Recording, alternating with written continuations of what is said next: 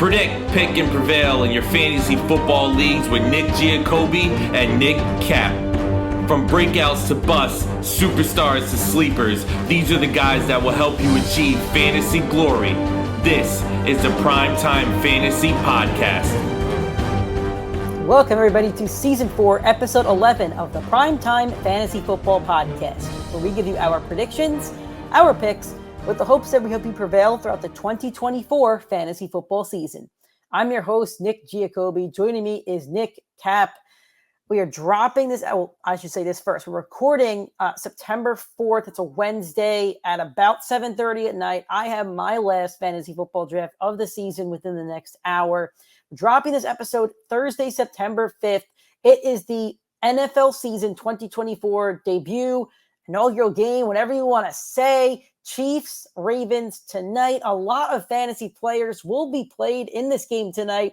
The first ever Friday NFL game on a kickoff weekend, not because of COVID, but just actually a planned game in Brazil with two teams of green that should not be wearing green, but that's okay. A lot of fantasy players in that one as well. A full college football slate Saturday, some NFL football Sunday, Monday night. Nick's wearing a 49ers polo right there. You don't see the logo, but there's definitely a 49ers logo on that polo and a Jets hat. So Nick knows he cannot lose on Monday.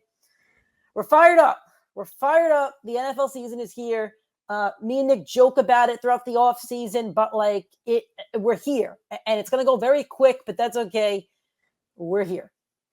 Dude, it's for us, it's one more night of sleep and you wake up knowing it's football. It's football season, and it's not even like most seasons. Like you mentioned, we get that Friday, like one of the highest over under games of the week on that Friday night. That's phenomenal. Like, to be honest, enough to make a grown man cry. We're not going to cry on the show today, but it definitely, all that football, so much excitement, so much build up, there's nothing better. There's nothing better than football. And, 12 months of getting excited from Aaron Rodgers recovering from Achilles tear to just make it to the second quarter. Nick's off season has really been closer to 12 months than 6 months. Although he did have a really good fantasy. He did have a very good fantasy team last year. So Nick did have a lot of rooting interest last year besides his Jets. So yeah, that's true. That's true.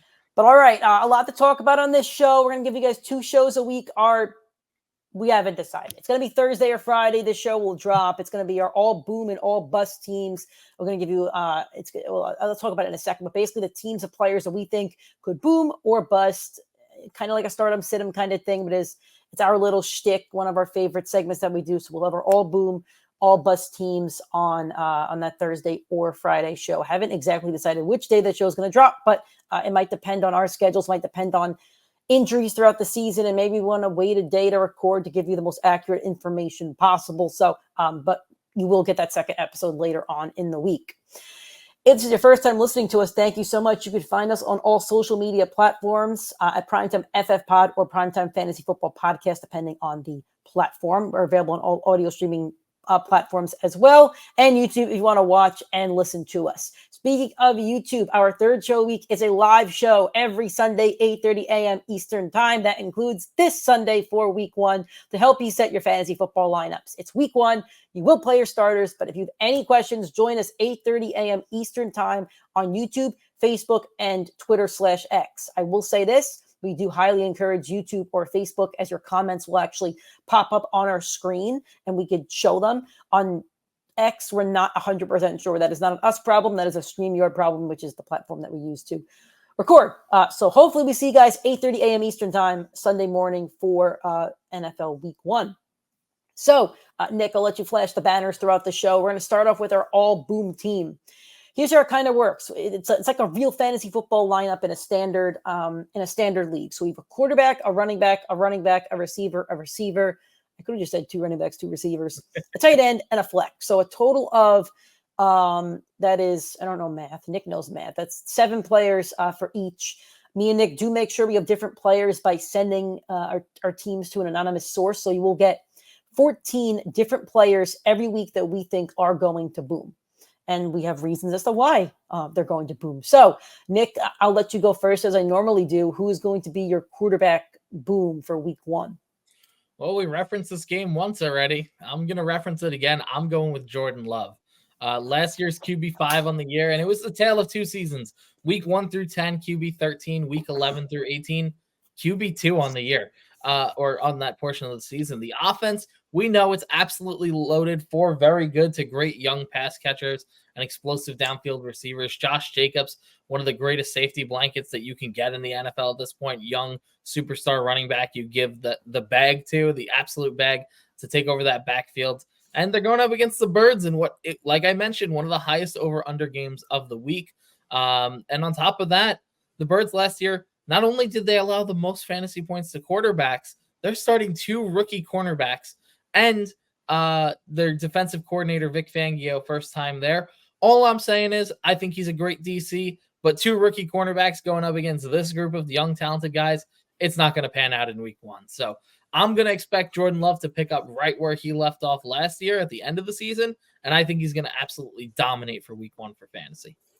And I will say this, I'm not going to say exactly what it is, but there is a joke going around on the internet as to why the Eagles corners are also susceptible. Yeah, you could go look at that one up. I believe it's the Eagles. There's one team that people are making a lot of jokes about. I forget who made that, who was talking about something like this last year. I forget what player it was, but the players got into an fun argument about this stuff. Anyway, you could find it. All right, my quarterback boom of the week might be my favorite boom of my entire team, and it's going to be Matthew Stafford in the Sunday night game. An excellent Sunday night game. We have the Rams traveling to Ford Field in Detroit for an excellent football game. And a big fantasy football game, if you really think about it. For the Rams side of things, you have Stafford, Kyren Williams, Puka Nacua, Cooper Kupp. And then on the Lions side of things, you have Jared Goff, Sam Laporta, Amon-Ra St. Brown, Jahmyr Gibbs, and maybe even David Montgomery. So I think a lot of fantasy points will be had in this game. So with that said, it's actually the highest over-under for the week at 50.5. All my over-unders are off of ESPN as of the last day or two. They could change, but highest over-under of the week at 50.5. That means that Vegas thinks this will be the highest scoring game of the week. To score points in the NFL, you have to score fantasy points. The Rams can do that, and so can Stafford. The last 2 times these 2 teams faced was actually at Ford Field. It was in the playoffs in round 1. A very high-scoring game. If this was a fantasy football game, Matthew Stafford would have scored 26.68 fantasy points, which is probably would have put him in the top 5 for that week.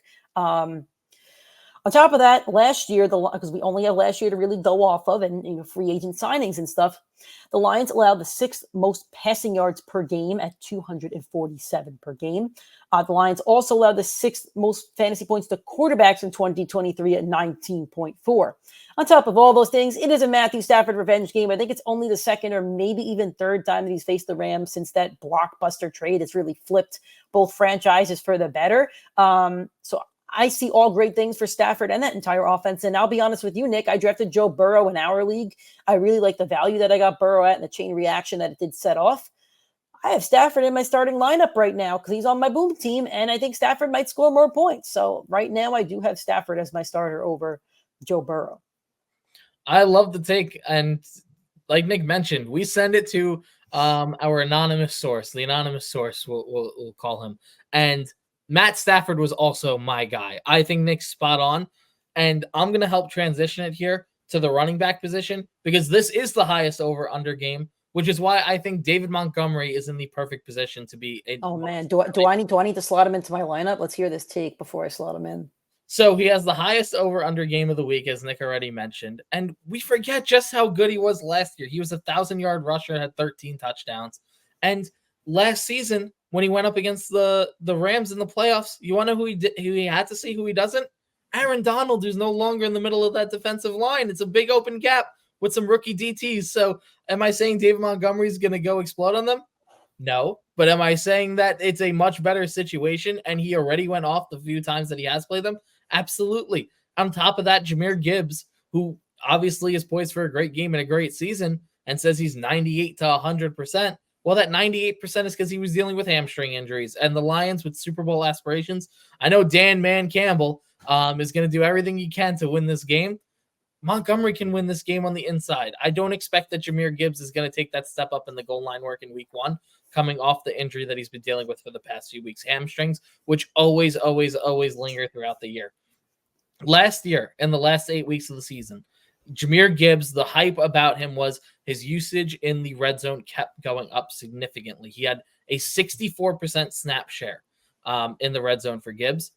Monty still out-touched him in goal line carries in that situation. So in a very high-scoring game, for a runner who had over 1,000 yards and 13 touchdowns, you're pretty much guaranteed that Monty's hitting the end zone at some point in this game. And for me, I'm a David Montgomery owner. I've slotted him in lineups in a situation where it's, should I start him? Shouldn't I start him? Yes, this is the week to start David Montgomery. If you drafted David Montgomery, it was for early season reliability, and this is the perfect spot for him to be a must start this week. I may have to tinker chin on a Sunday morning, one of my favorite things to do. Yeah. One also note, Jared Goff's a great start this week as well. Yeah. Didn't make one of our teams, but he probably drafted Jared Goff as a backup, and he's a great start this week. For sure. My first running back boom is going to be James Cook, a guy you probably drafted in rounds 4 to 5. Maybe he's your running back 1 and 0 running back, maybe not. He's going up against the Arizona Cardinals, who were arguably the worst defense last year. And I'll be honest with you, Nick, I think they might be the worst defense this year. They allow the most points, fantasy points, to running backs in 2023, allowing about 25.7 per game. They also allowed, as a defense, 143 rushing yards on average per game. James Cook averaged 17.5 over his last 4 games last year. There is no Stephon Diggs anymore. That's more PPR opportunity for James Cook. The Cardinals also allowed 15 plus fantasy points 10 different times last season to the running back position. So this is a recipe for success for James Cook.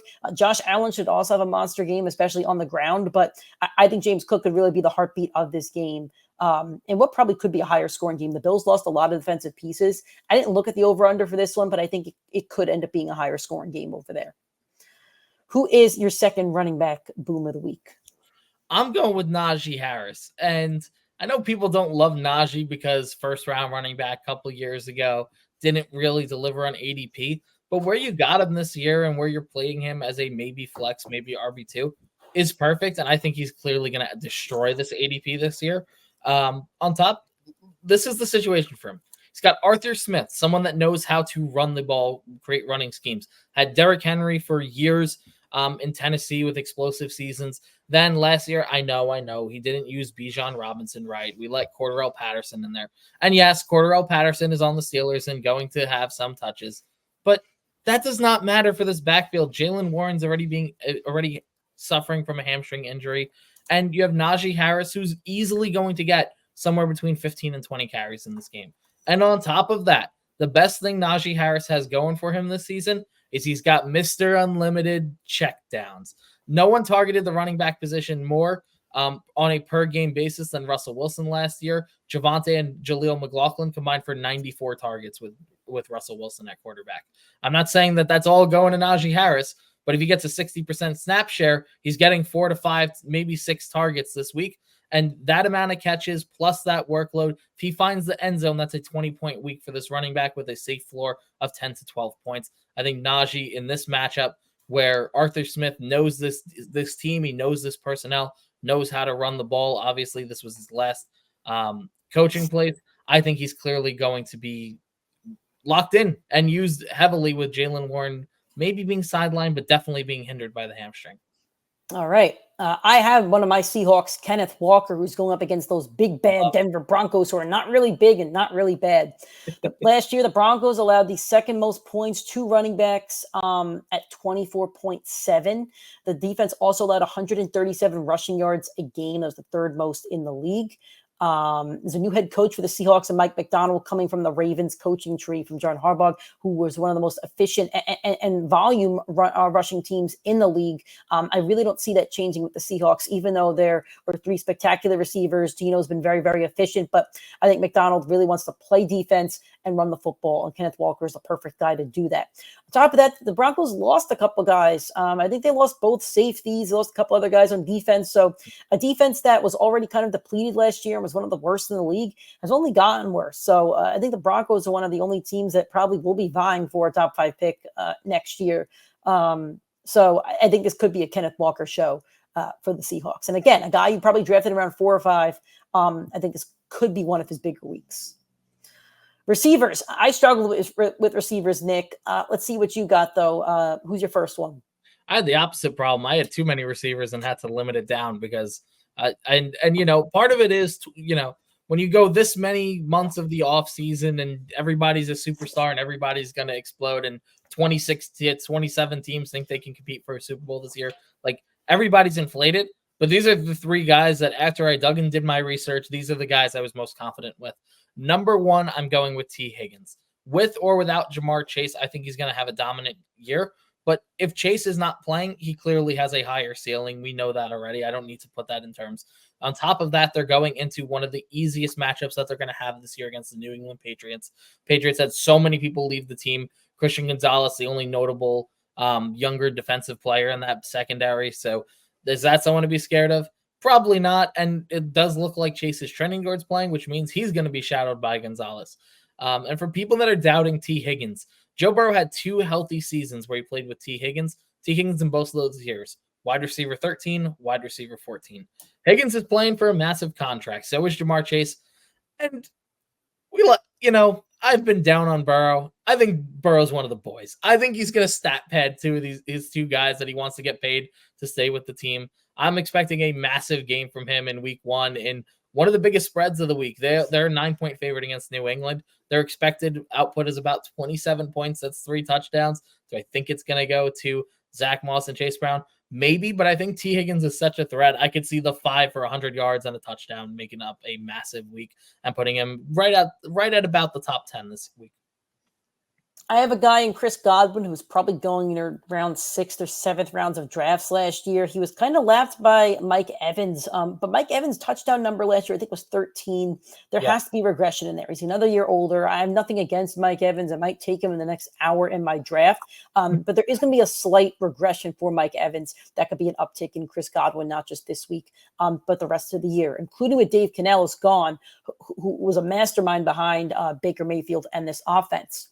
However, it's a good matchup for Baker, Mike Evans, and Chris Godwin, but I do have Godwin as my guy for this segment here. The Commanders allowed the most passing yards per game last year at 262. They also allowed the most passing touchdowns at 29. The Commanders allowed the second most fantasy points to wide receivers, 35.5 on average per game. Chris Godwin had 5+ receptions in 4 of his last 5 games, including one with 10.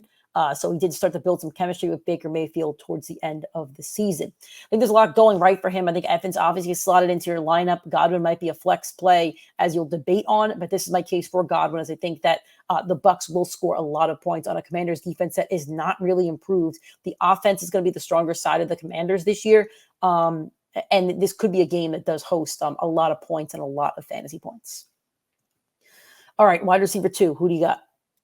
Going with Christian Kirk, a guy that I've never, ever been in on in my fantasy career. And I'm not in him on this year, but I do think that for a veteran receiver, he probably has the safest start from the guys just because it's such a new receiving core. It's a new bunch of talent for Trevor Lawrence. Brian Thomas coming in, I think he's going to be explosive. Is he going to be a day one difference maker? Probably not. Justin Jefferson wasn't. I don't expect Brian Thomas to come out the gates swinging and be elite. He might be. I'm rooting for him. I think it's possible.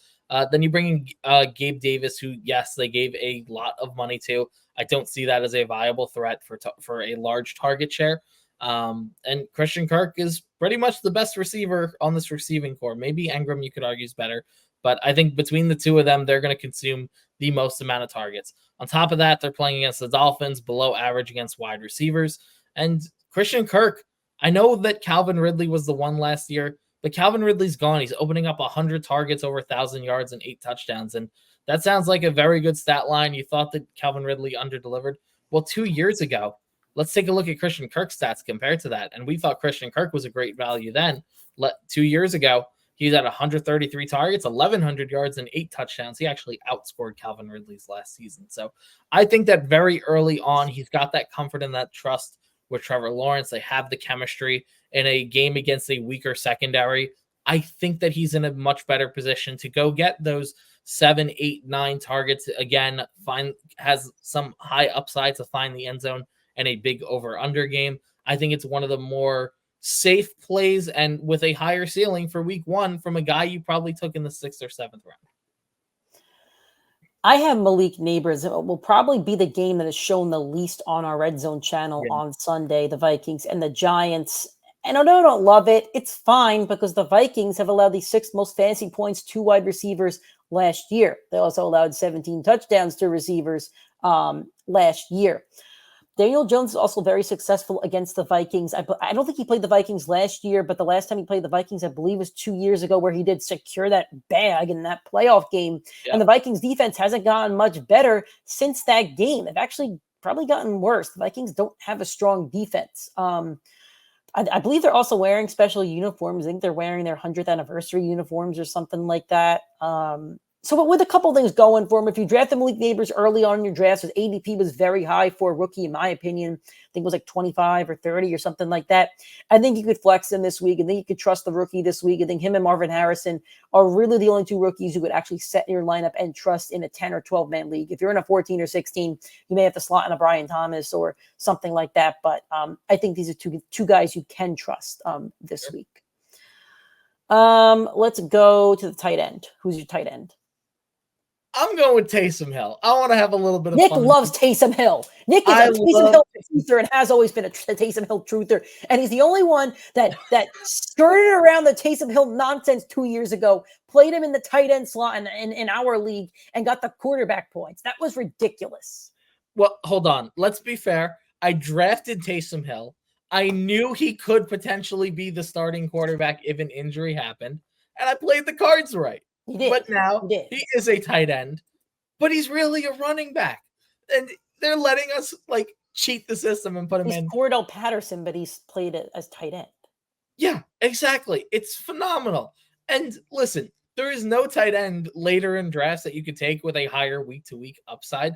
And Kendre Miller's out. Jamal Williams is older.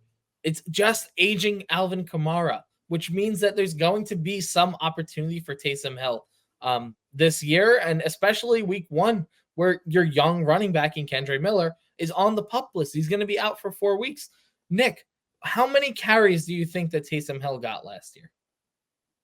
In a 17-week season, well, some of them are probably quarterback sneaks that count as carries. I'm going to guess 25. 81 for 400 yards. He had 40 targets for 300 yards and 7 total touchdowns. If I told you a late tight end would guarantee an average of 7.5 touches per game between targets and carries, you would 100% lock him into your lineup, especially knowing that he scored a touchdown in just about half of his games last year. If you took the late round flyer, this is the opportunity. And now he's going into, with a depleted running back room, he's going to get the more touches against the Carolina Panthers, who allowed top 5 points to running backs. I know he's the tight end position, but he's got the opportunity to be the running back, and obviously not a bell cow, but if he's going to get 10, 20% of the team's rushing attempts, maybe more than that in this game, he's the best positional advantage most weeks. And if you're hesitant, this is the best matchup to do it in. Take the shot on him now, because he could very much end the week as a top 5 tight end, catching 1 to 2 balls this week. All right, mine's a very, very deep cut. I'm talking like you totally punted your tight end position. You're streaming week to week. Maybe you're in a 12 or 14-man league. I'm going with Zach Ertz. And I'm specifically going with Zach Ertz to play the matchup. The Buccaneers allowed the 2nd most fantasy points to tight ends last year at 12.4. That number doesn't sound big, but tight ends don't score a lot of points. They also allowed the 4th most passing yards per game at 248.9. That helps everybody on the Commanders out. Zach Ertz seems to be the only veteran on this offense playing with a rookie quarterback. As good as Daniels looked in preseason, that's wonderful. That's wonderful. Preseason doesn't mean anything. You need to go out there and play ball when the clock starts on week 1. And for him to play ball, I think he's really got to find his tight end. That's what rookie quarterbacks like to do. They like the safety blanket. At least for this 1 week, I think you could find this safety blanket. And I think he can get into the end zone. Will he maybe only have 4 catches for 40 yards? Maybe. But you throw a touchdown in there and looking at least a 10-point game, I think he could get you somewhere between 8 and 12. And again, deep sleeper. I'm not talking about a top 5 performance. but a deep sleeper. And I would play him over some of those matchups. And maybe you're, maybe the tight end you drafted around 12, this could be a better option. All right, your flex. I'm going with a game that we referenced plenty of times in this segment. I'm going with Jayden Reed. Last year in his rookie season, he had I didn't have the balls to put a Packer on mine. I really wanted to because I know the stats for the Eagles defense, but I feel like you're rolling the dice. But I'm interested to see as to why you're choosing Reed over Christian Watson, Romeo Doubs, who Jordan Love is very, very high on, and even Dontavian Wicks. So I'm interested. Let's hear it. So he had the 10 total touchdowns last year in his rookie season. That might sound like an outlier, and maybe it will be over the course of the season, but all 10 of his touchdowns came against bad secondaries and high-scoring games. Here are the matchups, and here's where those defenses rank against wide receivers. The Chargers, 3rd worst against wide receiver. Lions, 4th worst against wide receiver. Giants, 5th worst against wide receiver. Vikings, 6th worst against wide receiver. Bucks, 8th worst against wide receiver, and then kind of middle of the pack Steelers, Broncos, Falcons. In each of those games, there was an average of 45.5 points. We talked about the over-under. In this game, it's 48.5. The Eagles, we mentioned it earlier, allowed the most points to quarterbacks. They also allowed the most points to the wide receiver position. So if you took Jayden Reed and you took the flyer, it's because of the touchdown upside. It's what he did last year. It's the 10 touchdowns. Can he replicate it this year? And based off all the numbers that I just read you, it's a higher over-under and it's a easier secondary than he faced in any of those games where he did score touchdowns. So Jayden Reed should have the upside of that deep 40-yard touchdown, which won you a week this week. Like, it can happen every single week, but this is the most primed matchup where he's going to have a chance to do it. And it sucks because I know it's week 1. You really don't want to play if he scores the touchdown, it's a good week. But he showed you 10 touchdowns came against these types of matchups in these high-scoring games. So if I think that it's going to be an over game, and it might not be an over, it might be near that number, this is the matchup to do it in where Jayden Reed can get you multiple touchdowns like he did in multiple games last year. All right, my flex is a guy that I was very high on in the preseason, and that is Joe Mixon. He's going up against the Indianapolis Colts in a big division matchup. The Colts allowed the 5th most fantasy points to running backs last year. The Colts also gave up the 9th most yards to running backs at on average of 123 rushing yards per game. The over-under of this game is 48.5. It's tied for the 2nd highest. There's a couple different games that aren't 48.5. So again, Vegas is projecting a high-scoring game. This game's going to be high-scoring. I think everybody on the Texans is going to get a lot of fantasy points. But for Joe Mixon, there's really no competition. They didn't like the running backs I had last year of Dameon Pierce and Devin Singletary. It's the defensive-minded head coach from the 49ers coaching tree that would love to run the football, and they went and paid a guy who knows how to run the football. Joe Mixon was the running back 6 last year. He knows what Joe Mixon can bring to the table. I think he's at least getting in the end zone, and that's not saying much for a boom guy that you drafted around 4, but I think this could be a 20-plus point performance from Joe Mixon.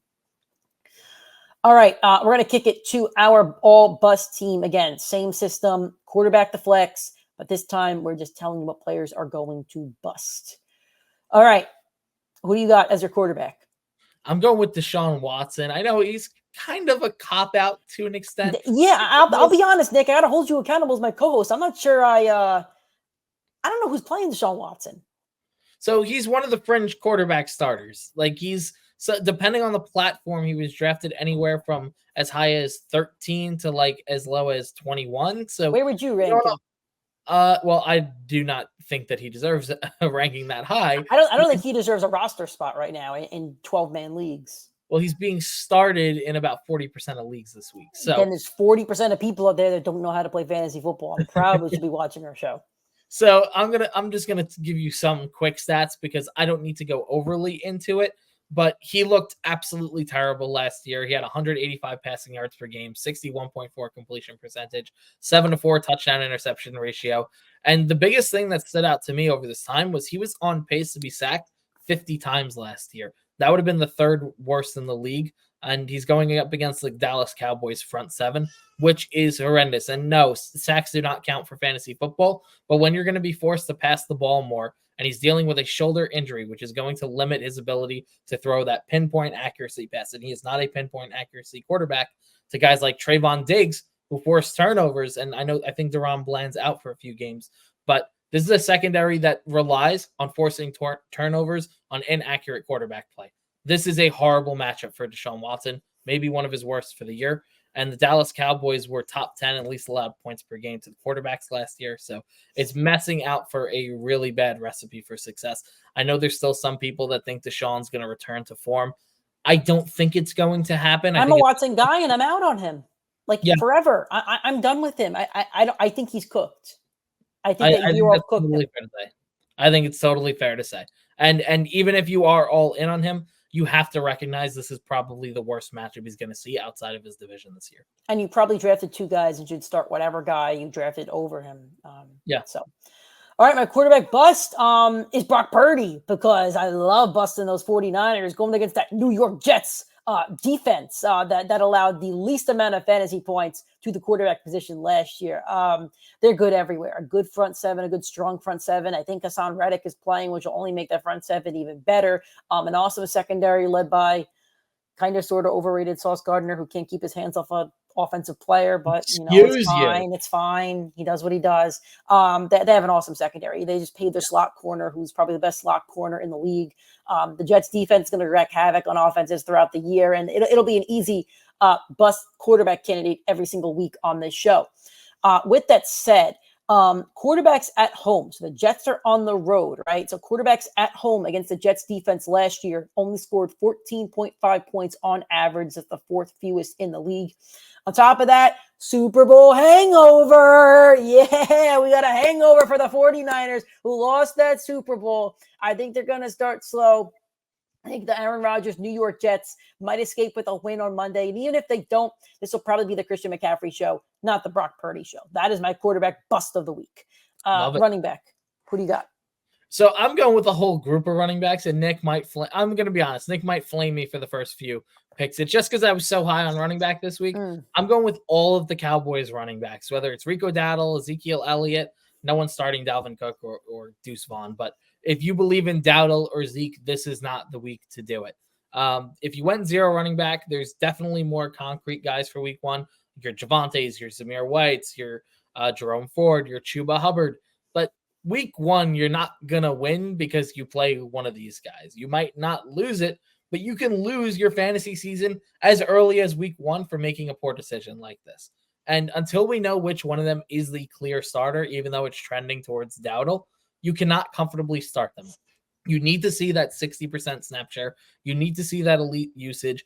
And they're going up against a very athletic linebacking core in Cleveland between Jeremiah Owusu-Koramoah and that secondary and all those guys from both layers of the defense. Zeke is not the breakaway guy that he is in Madden. Rico Dowdle is not that guy. He does not appear to be. He might be more of that bell cow throughout the season, but it's just too early to pull the trigger on either one of those guys where, like I mentioned, if you're in that 0 or that hero format and you want to go with one of your guys, I don't think this is the week to comfortably start either of them. Finding the end zone, they're going to need to do it to have a successful week. But even Zeke last year, when he found the end zone when he was in New England, which obviously is nowhere near the same offense, when he had that workload behind it, he still only could get to like 12 to 14 points in a single game because he's just not that player anymore. And I don't think that this is the matchup where you're going to say, Zeke's back, Rico Dowdle's the guy. Maybe we'll say it, but it's better to leave them on the bench and find out for week 2 and then play them from there, trust them from there. I'm busting Kyren Williams here, and I think you have to play him. Obviously, he's a top guy that you drafted. I think you got to play everything in that Sunday night game that is going to be a high over game. But here's the thing. The Lions allowed the fewest fantasy points to running backs last year. They were number 1. They allowed on average 14 points to running backs. And again, 14 is not a bad number, but that is the lowest number on average. Last year, only 2 running backs scored more than 11 fantasy points at a Lions home game last year. So the Lions are home. So they do play a little bit better at home in the dome. Now, Kyren scores a touchdown, getting over 11 should be a bit easier for him. I'm not saying he's going to have a bad game, but this is probably going to be one of, if not the hardest matchup that Kyren Williams does face this season. So again, you're playing him. You play your starters week 1. You probably play a guy like Kyren Williams every week, but this is a hard matchup for him. That's a bold Number take. 2.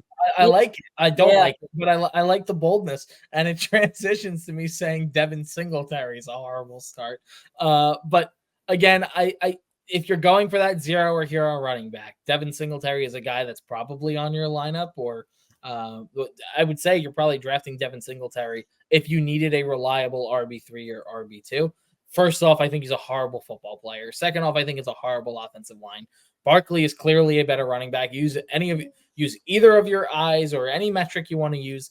Last year, he only had 3.9 yards per carry behind this offensive line. He's nowhere near the pass catcher that he is. I think, frankly, he's going to get lapped by week 3 or week 4 of the season by a rookie.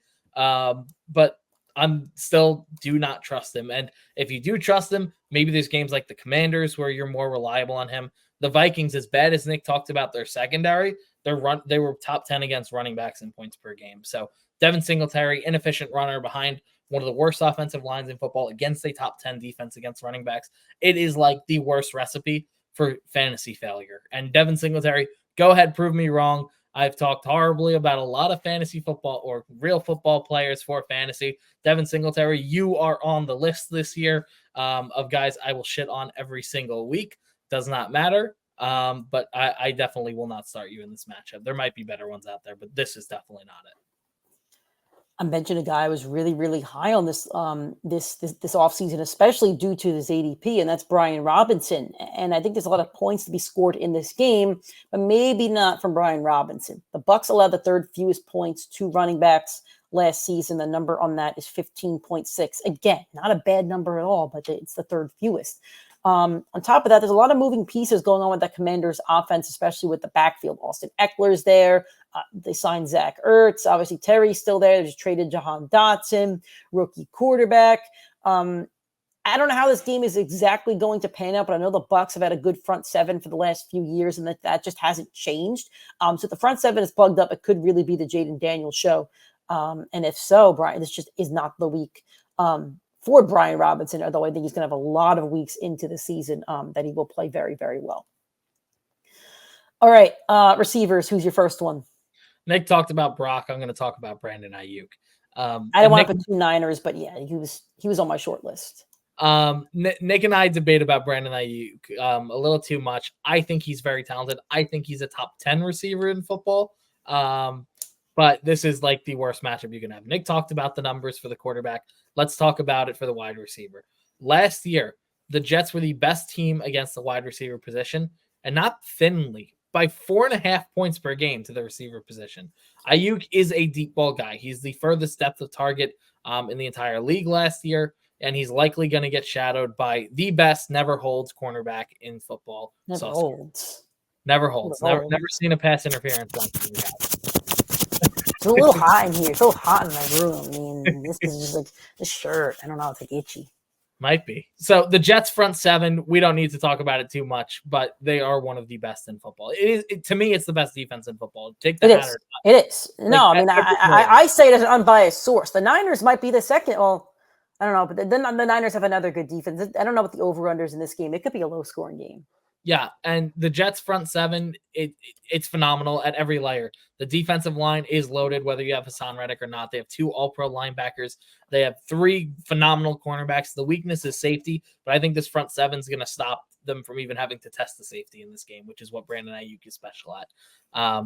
Trent Williams is returning, so you know what? He'll hold up half the line, but the other 4 guys, according to PFF, were one of the worst 10 in football. So as much as we hype up the San Francisco 49ers, that offensive line really is not all that. It's a lot of motion from Deebo Samuel and Christian McCaffrey, which is making this offense roll.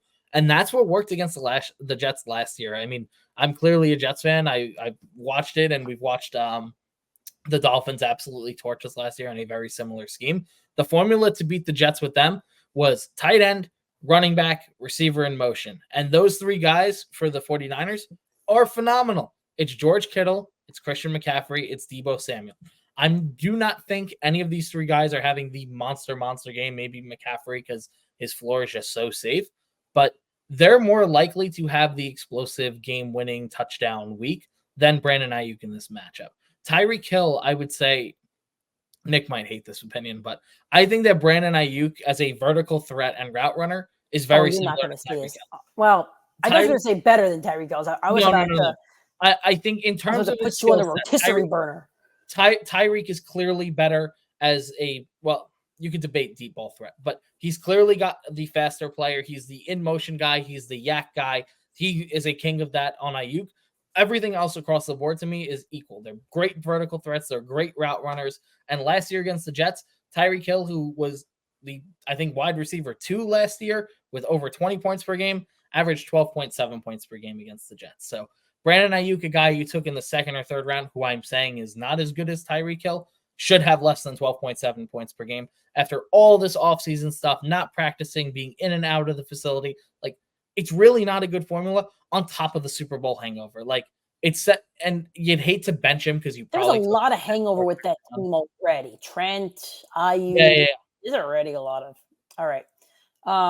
My first one's going to be Zay Flowers, and this might be the only guy for this game tonight that's actually on either of these lists. I don't know if you have one, but no. All right, so that's the only one. Zay had a good performance against the Chiefs in the playoffs in the AFC Championship game where the Ravens offense did not have a good performance. However, I don't see that repeating. Chiefs defense was excellent last year, allowing the third fewest points to wide receivers. The Chiefs allowed the third fewest yards per game at third fewest passing yards per game at 176.5. The Ravens are getting some targets back that weren't there the last time they played the Chiefs. They're getting Mark Andrews back, who is the number one target for Lamar Jackson. And they've also added King Henry. Now, King Henry may not take targets away from Zay Flowers, but he will take scoring opportunities away. So I think if you're looking at who's going to score a touchdown in this game for the Ravens, you're looking at Lamar first, then Derrick Henry, then Mark Andrews. So Zay has the fourth best chance to score a touchdown in this game. And the Chiefs seem to have the Ravens number. I don't think Lamar's ever beaten the Chiefs. And I'm a Lamar guy. So as much as I want to see him succeed, I don't think this will be the Zay Flowers game. And it'll be interesting to see how targets are distributed on that offense throughout the season. Number 2 receiver. I'm going with DJ Moore. And this is the guy I feel terrible. I hate on him every single year. I actually really like him. If there was an all anti-Nick Cap team, this guy would be on the all-decade anti-Nick Cap team. Really, for no reason. He didn't lose him a bet. Didn't lose it. I don't think he's ever drafted DJ Moore. There's really no reason behind it besides the fact that Nick thinks he's overrated, which maybe there has been seasons where he's overrated, but no, I think anti-Nick guy. He is an anti-Nick guy. He's definitely on the like Nick mentioned. If we had an all Nick team, he's probably on my most all bust teams of all time. But I think it makes sense this week. So whatever. I think you can bust the entire Bears receiver core because you don't know who's going to get targets, but it's the same issue with the Texans. That's definitely a factor, but it's also Caleb Williams' first game, so he's not going to be perfect. He's going to have some walls. And DJ Moore is probably going to get shadowed by the third or fourth best corner in the league. L'Jarius Sneed was just traded to this team in this offseason, something that's really been forgotten about. L'Jarius Sneed, over the course of last season, was only targeted about 2.5 times per game, or allowed an average of 2.5 receptions per game. So do I expect a rookie quarterback in game one, no matter how great he is, to cook someone that's been training with Patrick Mahomes and guarding guys like Tyreek Hill and Rashee Rice for his entire career? No. I do not think that week one, DJ Moore, Caleb Williams against L'Jarius Sneed is a formula for success. So I'm going to fade DJ Moore this week. He might be worth the start. He might find the end zone, but I think there's enough receivers where you took him late enough in your draft, probably late fourth. I don't think so. I think he was going as a third or fourth guy. If you took him that early, I think you got to play him. I think he's more of like a fourth, fifth round guy. That's your wide receiver 1 or 2. That's a tough bench. Unless you're in a 10-man league, that's a tough bench. Maybe. But you just got to temper your expectations. That's all I'll say. I think he'll probably wind up with closer to like the 3 for 50, and the touchdown will make a great week. I have Amari Cooper for the same reasons that Nick busted Deshaun Watson. However, Cooper's a guy you probably did draft with the intention of starting most weeks. The Cowboys allowed the 7th fewest points to wide receivers. The Cowboys also allowed the 5th fewest passing yards per game at 187.4. They had one of the best defenses overall last year. It's also tied for the lowest over-under at 40.5. So we're anticipating this game being a lower scoring game. I think the Cowboys might mollywop them. I mean, 2 good defenses, but a much better offense on one side of the ball. I don't know what we get out of Deshaun Watson, which just leads me to say I don't know what we get out of Amari Cooper. So if you do have a better option, play the better option. If you don't, and you have to roll with him, it's week 1. Play your guys, it's fine. But this is a temper your expectation situation. And the thing is, Amari Cooper is always a temper your expectation situation. You're getting 6 points or you're getting 60. Roll the dice. Your tight end. I'm going Brock Bowers, and I think he will have a good rookie year, not a great rookie year, but I'm calming the expectations for pretty much every rookie in week 1. We talk about how explosive, like I think Malik Neighbors has the highest upside week 1 to be like, oh, wow, this guy's arrived. Even though I'm anti him across the season because of the matchup. Well, Brock Bowers does not have a great matchup staring across the field from Derwin James all game. That's kind of like your welcome to the NFL moment. And even if you think Bowers is going to be great, let me give you 4 tight ends, recent tight ends who have been top guys, and their first welcome to the NFL experience, their first game in the NFL. Sam Laporta, last year's tight end 1, 5 for 39. Dalton Kincaid, a guy we are super high on, 4 for 26. Kyle Pitts, a guy that had a great rookie season, 1,000 yards, 4 for 31. Mark Andrews, a guy who's been solidified as a top 3 tight end over the last 5 years, 3 for 31. Travis Kelce, goose egg. No touchdowns for any of these guys across the board. So Brock Bowers might be this next generation all-talented tight end, but the history is showing us all 4 of these guys have been drafted 2 through 5 in your fantasy drafts this year. Kelce, maybe you took Laporta over Kelce. Well, actually, all 5 of these guys have been 1 through 5 this year. Every single one of them in their first game in the NFL, the highest points was last year. Sam Laporta with 8.9. Is that good enough for where you drafted Laporta? Yes. Is it good enough for where you drafted Bowers? Maybe, but I'm still tempering the expectations. All 5 of those guys had a much better quarterback situation than Gardner Minshew week 1. So I'm kind of just holding back, and Bowers might have that all breakout and be that superstar player. I'm not sure that he will be this early on with this situation, and staring at Derwin James is not going to be fun. I am busting one of my favorite later tight ends in Jake Ferguson, because I'm going to talk about the Browns defense now. Just spoke about the Cowboys defense. So the Browns also had a top 5 defense last year. When it came to the tight ends, they allowed the least amount of passing. When it comes to the tight ends, they allowed the 4th least amount of points to fantasy tight ends last year. They also allowed the least amount of passing yards to any quarterback on average throughout the season, averaging 164-point game. As I already stated, tied for the lowest over-under at 40.5. I'm not sure who you really are comfortable playing in this game. It might just be CeeDee Lamb, and then the rest. You might have to play some of those other guys, but in terms of am I comfortable, CeeDee Lamb.